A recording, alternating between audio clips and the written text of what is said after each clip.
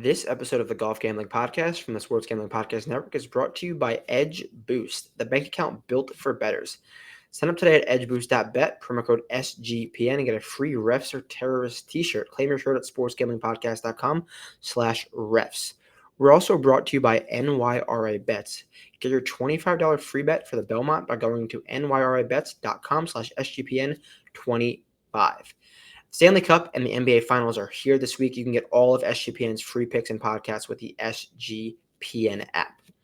All right, Canadian Open. We're back. Third stream of the day, fourth stream in the last 12 hours, and we're here to talk about some DFS.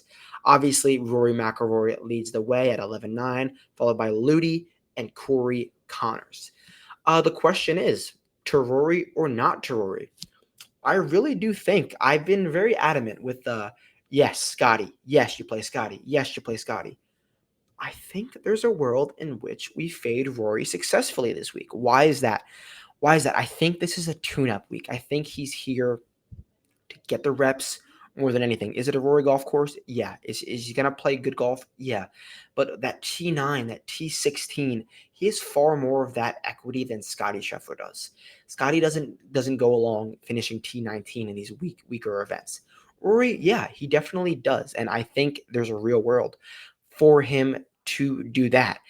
He took the time off after the Masters, has not looked the same, and more power to you, Rory. You won the career Grand Slam. You got the monkey off your back. Go celebrate.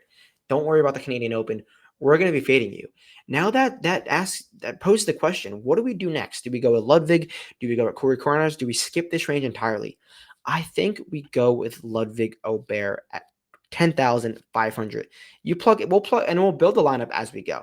You plug Ludwig in, you have not a lot of salary left, and these got one guy at the top and like getting guys 8K and below have been feasting. They've been cashing like crazy. So Ludwig, I think, is a great point to start, and I love the ceiling and the floor and everything about him this week. I think it's a great bounce back spot. I think it's a great percentage buy in terms of ownership. He's not going to be overly giga chalk.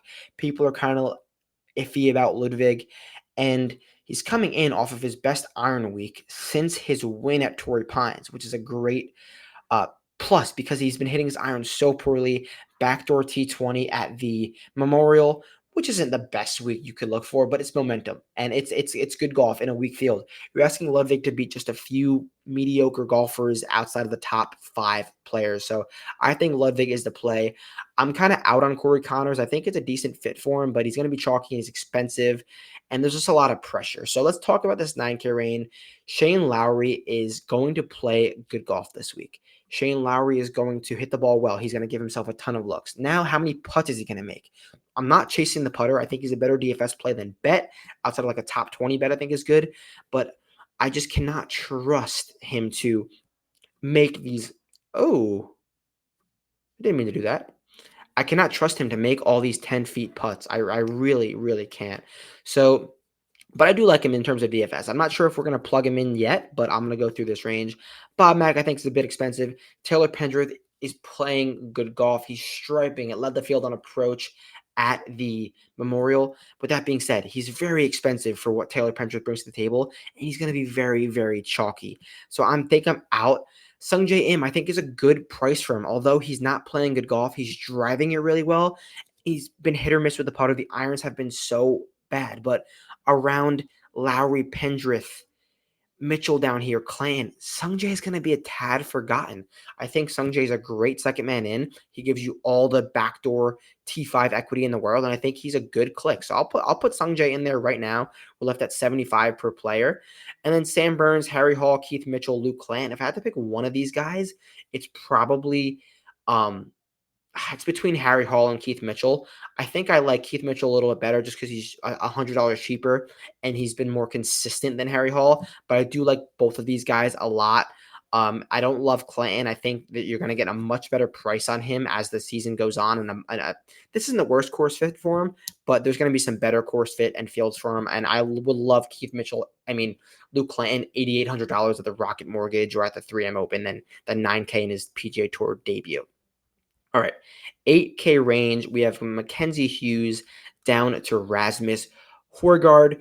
And I like some guys towards the middle of this range. I like Chris Gotterup a lot. I think it's a bit of an expensive price for what Goddard's been in his career and what his ceiling is.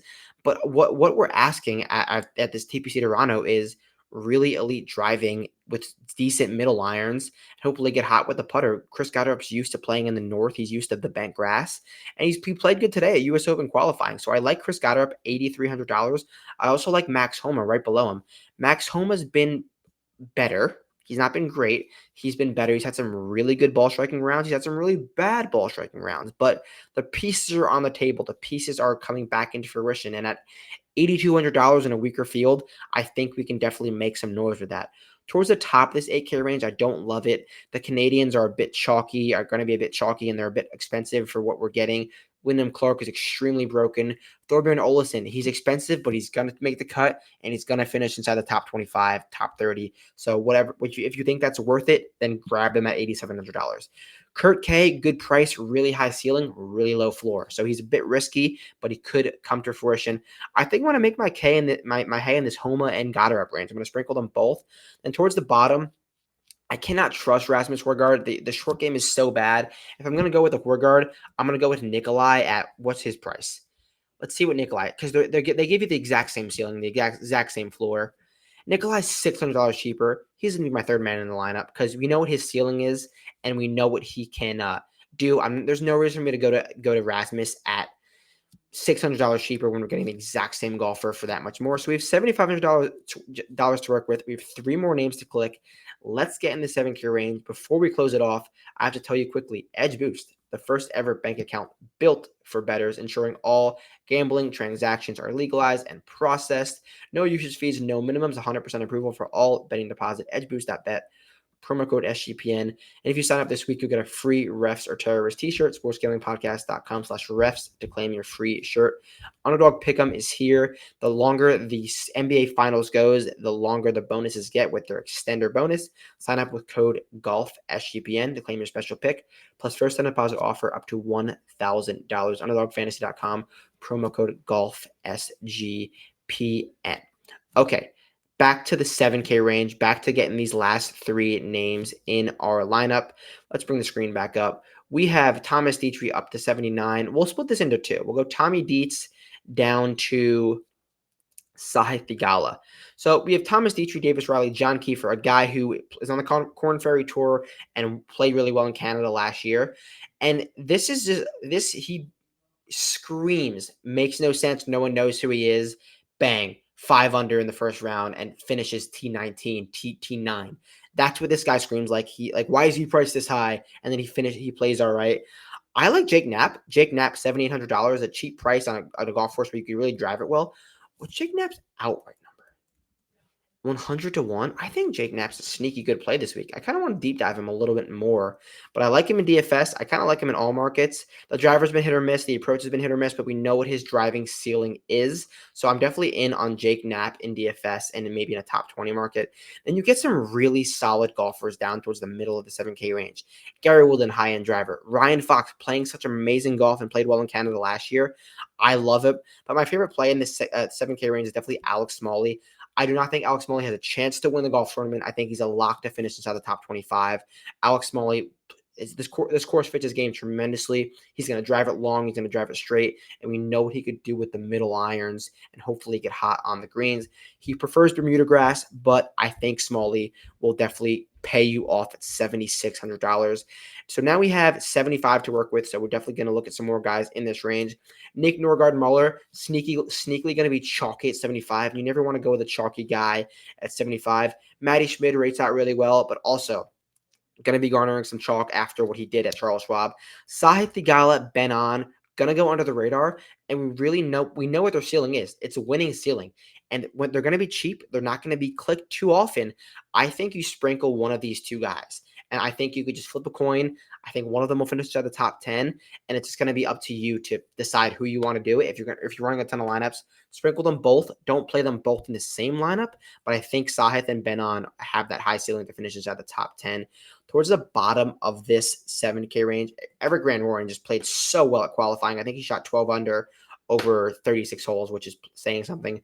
Matt McCarty, really straight driver. hit or miss with the long irons. Jesper Svensson gives you the driver putter build. It's not exactly what we're looking for this week, but it's a really high ceiling driver, and he can get hot with the putter. Isaiah Salinda, another guy who has a really high ceiling driver, and I think there's a good buy spot. I think this is the best course for Salinda since the Mexico Open, which he finished third at. So Salinda going to be 7% and gives you a high ceiling. He's going to be our fifth guy in, and we have 79 left to work with.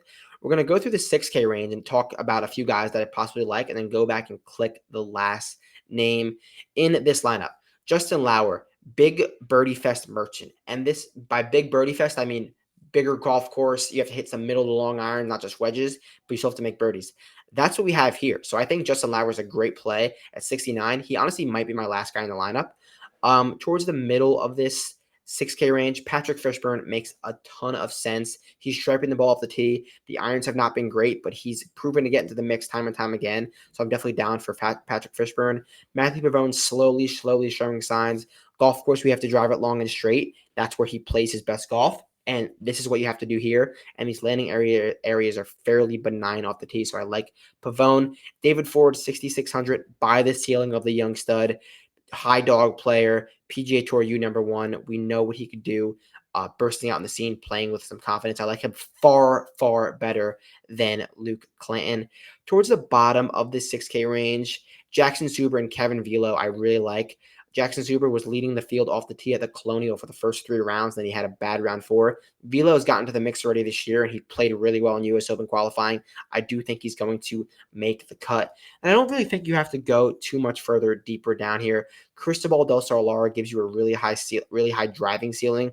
Harrison Endicott has a weird God complex where if he thinks he's the best player in the field, he plays well. And looking at this field, he might just think that outside of like Rory McIlroy and Ludwig Aubert. So 61, you're getting a confident guy. But I really think I'm just going to go with, who was he? What did I say? $6,900. Justin Lauer. He also qualified in Columbus, Ohio. Had a great day today at the U.S. Open qualifying. Leaves you 1,000 on the table. Gets you different. Ludwig Sungjae, Nikolai Smalley, Salinda, Lauer.